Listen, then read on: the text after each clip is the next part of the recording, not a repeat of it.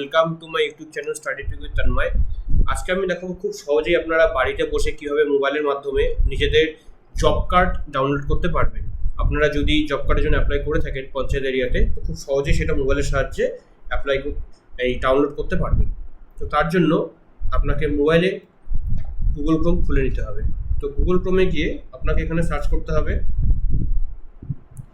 VBG Ramji. দেখুন, search করলে লিঙ্কটা উপরে অটোমেটিক চলে আসছে। লিঙ্কটা আমি ডেসক্রিপশন বক্সও দিয়ে দেবো সার্চ করে নিলে। তো কাজটা করার সুবিধার জন্য আপনি এটাকে ডেস্কটপ মোডে করে নেবেন আপনার মোবাইলটিকে, যদি এটা ডেস্কটপ মোডে না থাকে। আমারটা করা আছে অলরেডি। তো এখানে আমার একটা ক্যাপচা চাইছে, তো ক্যাপচাটা আমাকে এখানে বসাতে হবে। দেখুন, এখানে একটা ক্যাপচা চাইছে 23-8। আমি ক্যাপচাটা বসিয়ে দিলাম, ভেরিফাই কোড করে দিলাম। এবার দেখুন এখানে কি বলছে, স্টেট সিলেক্ট করতে বলছে। তো আমি আমার স্টেট এখান থেকে সিলেক্ট করে দেবো, ওয়েস্ট বেঙ্গল সিলেক্ট করার পর এরকম একটা ইন্টারফেস খুলে যাবে। দেখুন, সবার প্রথমে যে অপশানটা আছে বেনিফিশিয়ারি ডিটেলস, এখানে ক্লিক করব। ক্লিক করে প্রথম যে অপশানটা আছে house category wise house hold worker, প্রথম অপশানটাতে আমি ক্লিক করব। ক্লিক করার পর এরকম আমার কাছে একটা বিভিন্ন ডিস্ট্রিক্টের লিস্ট ওয়াইজ একটা ইন্টারফেস খুলে গেল। বিভিন্ন ডিস্ট্রিক্টের লিস্ট আছে এবং তাদের আদার্স বিভিন্ন রকম ডেটা আছে। তো এখান থেকে আমাকে নিজেদের ডিস্ট্রিক্টকে সিলেক্ট করতে হবে। তো জলপাইগুড়ি সিলেক্ট করছি।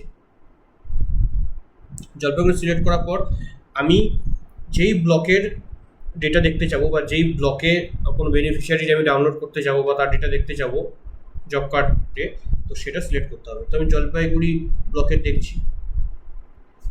জলপাইগুড়ি ব্লকের আন্ডারে এই গ্রাম পঞ্চায়েতগুলো আছে। এই গ্রাম পঞ্চায়েতগুলোর মধ্যে আমি অরবিন্দ গ্রাম পঞ্চায়েতের সাপোজ ডেটা দেখছি। তো এই অরবিন্দ গ্রাম পঞ্চায়েতের আন্ডারে যারা জব কার্ডের জন্য অ্যাপ্লাই করেছিলেন, জব কার্ড হোল্ডার, এনাদের পুরো লিস্ট কিন্তু এখানে বের হয়ে গেল। আপনারা সকলে দেখতে পাবেন পুরো লিস্ট এখানে আছে। প্রথমে আছে আপনার জব কার্ডের নাম্বার এবং তারপরে হচ্ছে তাদের নাম। তো এখান থেকে আপনি আপনার জব কার্ডটিকে খুব সহজেই বের করতে পারবেন। এবং দেখুন লাস্টে এখানে কি আছে, কিছু নোট দেওয়া আছে যে অ্যাস্টেক্স যদি সিম্বল থাকে, যাদের পাশে যে নামগুলোর পাশে আছে অ্যাস্টেক্স সিম্বল, তার মানে কি তাদের জব কার্ডে কাটা গেছে, ঠিক আছে, তাদের জব কার্ড ডিলিট হয়ে গেছে।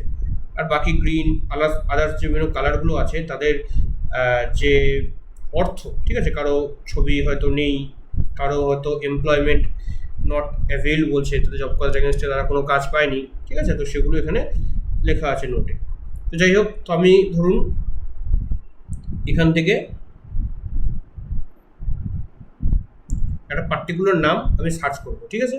তো এখানে গিয়ে আমাকে ফাইন্ড ইন পেজ যে অপশানটা আছে নিচে, ফাইন্ড ইন পেজে সিলেক্ট করলাম।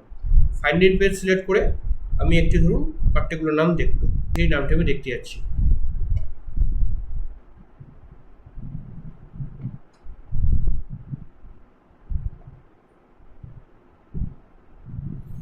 দেখুন, আমি যে নামটি দেখতে যাচ্ছি সার্চ করার পর সেই নামটি বের হয়ে গেল এবং পাশে তার জব কার্ডের নাম্বারটি আছে। আমি জব কার্ডের লাস্ট 3টা ডিজিট সার্চ করে আমি এটাকে বের করতে পারি এখান থেকে, ঠিক আছে। তো এবার কী করবো, আমি সেই জব কার্ড নাম্বারটির উপরে ক্লিক করব। ক্লিক করার পর দেখুন এভাবে তার পুরো ডিটেলস ছবি সহকারে বের হয়ে গেল, ঠিক আছে। তার নাম, তার কোন পঞ্চায়েত ব্লকে বাড়ি, ঠিক আছে, তার যে ভিভি রামজির যে আইডি আছে, গ্রামীণ রোজগার গ্যারেন্টি কার্ড নাম্বার, পুরো ডিটেলস কিন্তু বের হয়ে গেলো।